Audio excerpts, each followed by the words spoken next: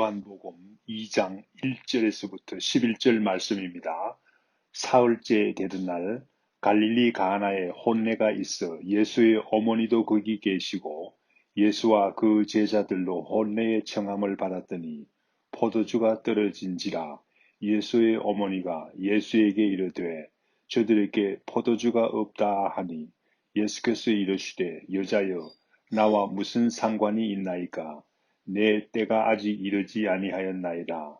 그의 어머니가 하인들에게 이르되 너희에게 무슨 말씀을 하시든지 그대로 하라 하니라. 거기에 유대인의 정결 예식을 따라 두세 통 드는 돌 항아리 6이 놓였는지라. 예수께서 그들에게 이르시되 항아리에 물을 채우라 하신즉 아귀까지 채우니 이제는 떠서 연회장에게 갖다 주라 하시매 갖다 주었더니 연회장은 물로 된 포도주를 맛보고도 어디서 났는지 알지 못하되 물 떠온 하인들은 알더라. 연회장이 신랑을 불러 말하되 사람마다 먼저 좋은 포도주를 내고 취한 후에 낮은 것을 내거늘 그대는 지금까지 좋은 포도주를 두었도다 하니라. 예수께서 이 첫 표적을 갈릴리 가나에서 행하여 그의 영광을 나타내심에 제자들이 그를 믿으니라. 아멘. 오늘 본문 말씀은 예수님께서 물로 포도주를 만드신 표적에 대해서 증거하고 있습니다. 왜 예수님께서 이 놀라운 표적을 행했습니까? 요한복음 1장 1절 말씀에 보면 태초에 말씀이 계시니라. 이 말씀이 하나님과 함께 계셨으니 이 말씀은 곧 하나님이시니라 라고 밝히고 있습니다. 즉 말씀은 예수 그리스도이신데 예수 그리스도는 하나님과 동등한 자격을 가지신 분으로서 태초부터 하나님과 함께 계셨다는 사실을 밝히고 있습니다. 그러므로 바로 예수님은 하나님이시다는 사실을 밝히고 있습니다. 그런데 말씀 되시는 예수 그리스도께서 육신이 되어서 이 땅에 오셨습니다. 그러나 사람들이 예수님을 하나님으로 알지 못하는 사실을 알게 됩니다. 그러므로 예수님께서는 이 땅에 계시면서 자신이 진실로 하나님의 아들이심을 증거하는 것을 볼 수 있습니다. 요한복음의 주제는 하나님의 아들이신 예수 그리스도를 증거하고 있습니다.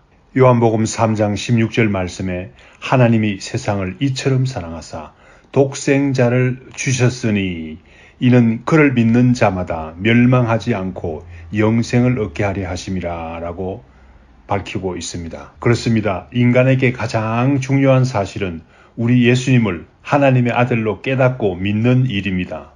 우리 주님께서는 가나의 결혼잔치 집에서 공생애에 처음으로 표적을 행하셨습니다. 이 표적을 통해서도 우리 주님께서는 자신이 하나님의 아들이시라는 사실을 밝히고 있습니다. 본문 말씀 1절에서 3절 말씀에는 예수님께서 제자들과 결혼잔치에 초대를 받으신 사실을 밝히고 있습니다. 예수님의 어머니 마리아도 계신 것으로 보아서 아마도 예수님의 친척 마리아의 친척집에 이 결혼잔치에 초대받은 것으로 알 수 있습니다. 이 친척집은 가나라는 곳, 즉 예수님의 고향인 나사렛에서 약 4 내지 6km 떨어진 곳에 있는 작은 마을이었습니다. 혼인잔치가 한창 진행되고 있었습니다. 그런데 당황스럽게도 잔치에서 빠지면 안 되는 포도주가 모자라게 된 것입니다. 유대인들의 혼인잔치는 약 일주일씩 진행이 됩니다. 그런데 이렇게 잔치의 중간에 포도주가 모자라게 되었으니 얼마나 안타까운 일입니까? 3절 말씀에 얼마나 다급했던지 예수님의 어머니 마리아가 예수님께 포도주가 없다는 안타까움을 호소합니다. 어머니 마리아는 예수님께서 특별한 분이시라는 사실을 알고 있었습니다. 동방 박사들과 목자들이 찾아와서 경배한 사실도 기억하고 있고 12살 때 예루살렘 성전에 가서 선생님들과 대화한 사실도 기억하고 있었을 것입니다. 마리아는 이 문제를 예수님께서 해결해 주시리라는 믿음을 가진 것을 알 수 있습니다.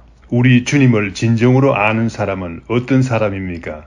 우리 주님께서 우리의 문제를 해결해 주시리라는 믿음을 가진 사람입니다. 우리가 이 세상에 살면서 문제가 없을 수 없습니다. 우리의 인생은 늘 모자랍니다. 부족합니다. 그러나 우리가 진실로 주님이 누구이신지 안다면 우리 주님께서는 이 문제를 해결해 주실 분이라는 사실을 알게 됩니다. 그러므로 우리는 주님을 믿고 기쁜 생활을 할 수가 있는 것입니다. 신명기 8장 3절 말씀에 보면 이스라엘 백성들이 광야에서 왜 어려움을 당했는지를 밝히고 있습니다. 이유를 말씀하고 계십니다.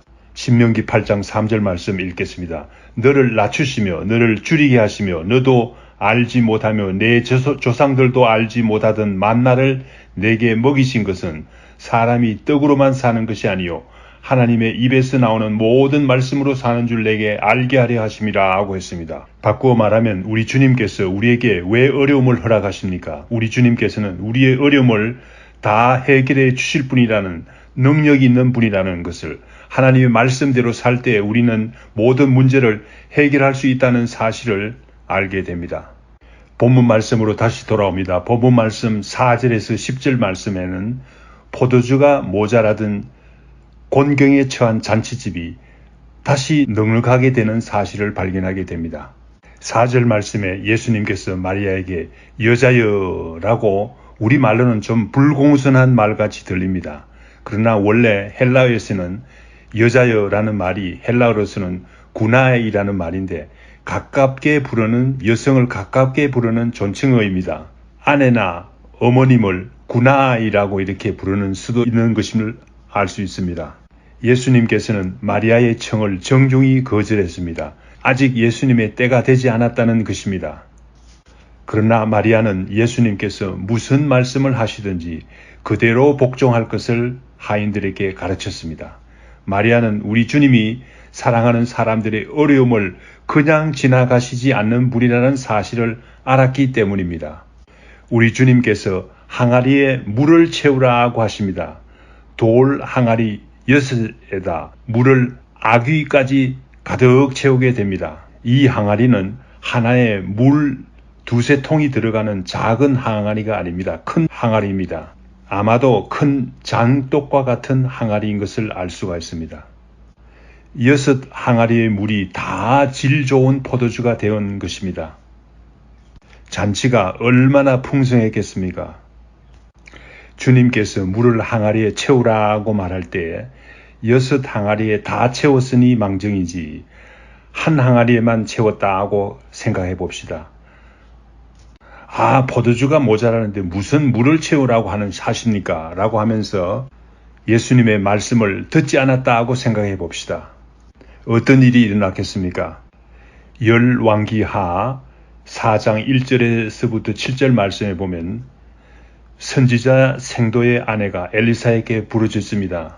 남편이 죽었는데 선지자의 생도가 죽었는데 우리의 체주가 빚쟁이가 2 아들을 종으로 삼겠다고 합니다. 얼마나 안타까운 현실입니까? 엘리사가 말하기를 내 집에 무엇이 있느냐? 기름 한 병이 있습니다. 빈 그릇을 많이 빌려오라고 했습니다. 엘리사의 말대로 빈 그릇을 많이 빌려왔습니다. 방에 들어가서 문을 잠그고 기름을 부었는데 기름이 끊임없이 나오는 것입니다. 그래서 많은 양의 기름을 얻을 수가 있었습니다. 그 기름을 팔아서 빚을 갚고 2 아들과 생활할 수 있었다고 합니다. 만약 빈 그릇을 몇 개만 준비했다면 어떤 일이 일어났겠습니까? 그러나 우리 인생은 이 세상에서 잘 먹고 잘 사는 것으로 끝나는 것이 아니죠. 그러면 예수님께서 물로 포도주를 만든 표적의 진정한 의미는 무엇입니까? 11절 말씀에 그 이유를 밝히고 있습니다. 11절 말씀에서는 물로 포도주를 만든 기적적인 사건을 표적이라고 합니다. 표적이라는 이유가 어디 있습니까? 물이 포도주로 변한 기적적인 사건은 그 기적적인 사건이 사건에 그치는 것이 아니라 기적적인 사건으로 끝나는 것이 아니라 그 사건이 의미하는 바가 있다는 말입니다. 물로 포도주를 바꾼 그 표적은 중요한 목적이 따로 있는데 우리 주님께서는 그 표적을 통해서 그의 영광을 나타내셨다고 합니다. 그의 영광이라는 말은 우리 주님께서 진정한 하나님의 아들로서 진실된 하나님이라는 사실을 말합니다. 요한복음 1장 14절 말씀에 그렇게 나오죠. 말씀이 육신이 되어 우리 가운데 거하심에 우리가 그의 영광을 보니 아버지의 독생자의 영광이요 은혜와 진리가 충만하더라 라고 했습니다. 그러므로 가나의 혼인잔치에서 물로 포도주를 만드신 표적은 우리에게 어떤 의미가 있습니까? 예수님은 태초부터 하나님과 함께 계셨고 세상을 창조하시고 인간의 몸을 입어서 오시고 예수님은 하나님의 아들로서 바로 하나님이 되신다는 사실을 밝히 증거하고 있습니다. 제자들도 이 사실을 믿었다고 합니다. 11절 하반절 말씀에. 그러므로 우리가 진정한 예수님의 제자라면 예수님께서는 나의 구세주가 되시며 나의 어려움만 해결해 주시는 분일 뿐만 아니라 나에게 영생을 주시는 분이시라는 사실을 분명히 깨닫고 믿는 사람이 되는 것입니다. 요한은 물로 포도주를 만든 사건뿐만 아니라 요한복음을 기록한 목적을 밝히고 있습니다. 요한복음 20장 31절 말씀에 나옵니다.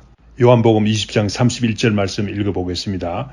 오직 이것을 기록함은 너희로 예수께서 하나님의 아들 그리스도이심을 믿게 하려 함이요 또 너희로 믿고 그 이름을 힘입어 생명을 얻게 하려 함이니라 라고 밝히고 있습니다.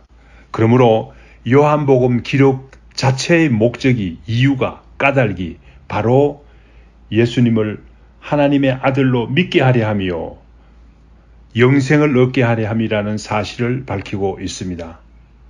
다 같이 기도하겠습니다. 가나의 혼인잔치에 포도주가 떨어졌습니다. 모든 것이 넉넉하고 즐거워야 할 혼인잔치에 가장 중요한 마실 포도주가 바닥이 났습니다. 그러나 새삼스러운 일이 아닙니다. 우리의 인생은 늘 모자라는 것이 사실입니다. 우리가 어떻게 넉넉해질 수가 있습니까? 진실로 풍성한 삶이라는 것은 우리 주님께 복종할 때 이루어집니다. 항아리에 물을 채우라는 주님의 지시에 기껏이 6 항아리나 아귀까지 넘치게 했습니다. 그러므로 잔치는 다시 풍성하게 된 사실을 발견했습니다. 그러나 예수님께서 물로 포도주를 만든 사건의 진정한 의미가 우리의 풍성한 삶에서 그치는 것이 아니라 더 귀하고 중요한 이유가 있다고 밝히고 있습니다. 바로 예수님께서 하나님의 아들이라는 사실을 알게 하기 위해서 또한 그를 믿는 자마다 멸망하지 않고 영생을 얻게 하려 하심이라는 사실을 밝히기 위한 목적이었다고 밝히고 있습니다. 감사합니다. 오늘 본문 말씀을 통해서 나타내시고자 하는 진정한 이유를 깨닫게 하여 주신 것 감사합니다. 예수님의 이름으로 기도드립니다. 아멘.